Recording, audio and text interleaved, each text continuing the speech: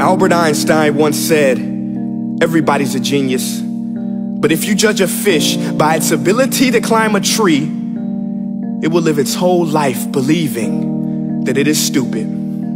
Ladies and gentlemen of the jury, today on trial we have modern day schooling. Glad you could come. Not only does he make fish climb trees, but also makes them climb down and do a 10-mile run. Tell me, school, are you proud of the things you've done? Turning millions of people into robots, do you find that fun? Do you realize how many kids relate to that fish swimming upstream in class, never finding their gifts, thinking they are stupid, believing they are useless? Well, the time has come, no more excuses. I call school to the stand and accuse him of killing creativity, individuality, and being intellectually abusive. He's an ancient institution that has outlived his usage. So, Your Honor, this concludes my opening statement, and if I may present the evidence of my case, I will prove it. Proceed. Exhibit A. Here's a modern day phone. Recognize it? Here's a phone from 150 years ago. Big difference, right? Stay with me. Here's a car from today, and here's a car from 150 years ago. Big difference, right? Well, get this. Here's a classroom of today, and here's a class we used 150 years ago. Now, ain't that a shame? In literally more than a century, nothing has changed. Yet you claim to prepare students for the future? But with evidence like that, I must ask, do you prepare students for the future or the past? I did a background check on you and let the record show that you were made to train people to work in factories, which explains why you put students in straight rows, nice and neat, tell them sit still, raise your hand if you want to speak, give them a short break to eat, and for 8 hours a day, tell them what to think. Oh, and make them compete to get an A letter which determines product quality, hence grade A of meat. I get it. Back then, times were different. We all have a past. I myself am no Gandhi. But today, we don't need to make robot zombies. The world has progressed, and now we need people who think creatively, innovatively, critically, independently, with the ability to connect. See, every scientist will tell you that no two brains are the same, and every parent with 2 or more children will confirm that claim.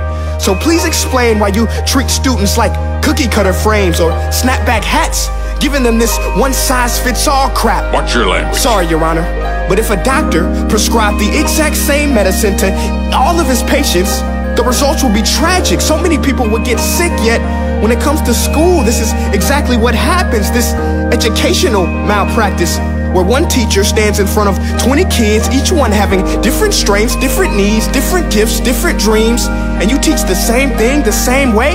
That's horrific. Ladies and gentlemen, the defendant should not be acquitted. This may be one of the worst criminal offenses ever to be committed.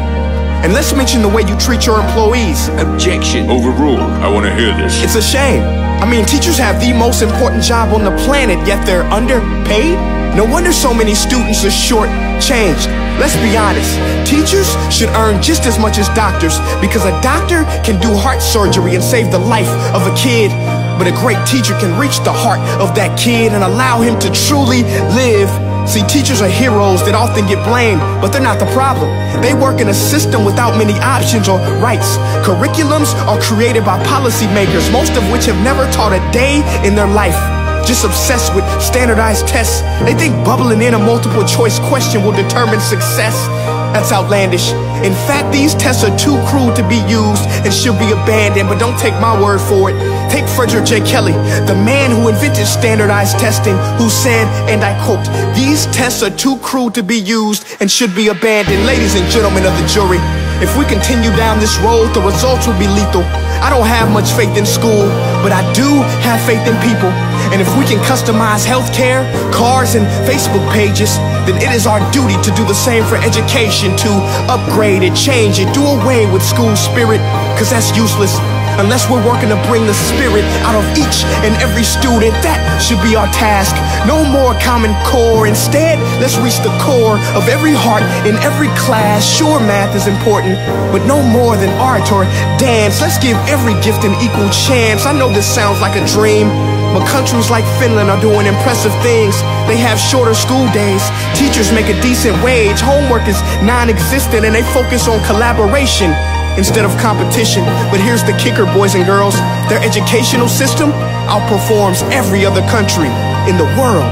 Other places like Singapore are succeeding rapidly. Schools like Montessori, programs like Khan Academy. There is no single solution, but let's get moving. Because while students may be 20% of our population, they are 100% of our future. So let's attend to their dreams, and there's no telling what we can achieve. This is a world in which I believe, a world where fish are no longer forced to climb trees. I'll rest my case.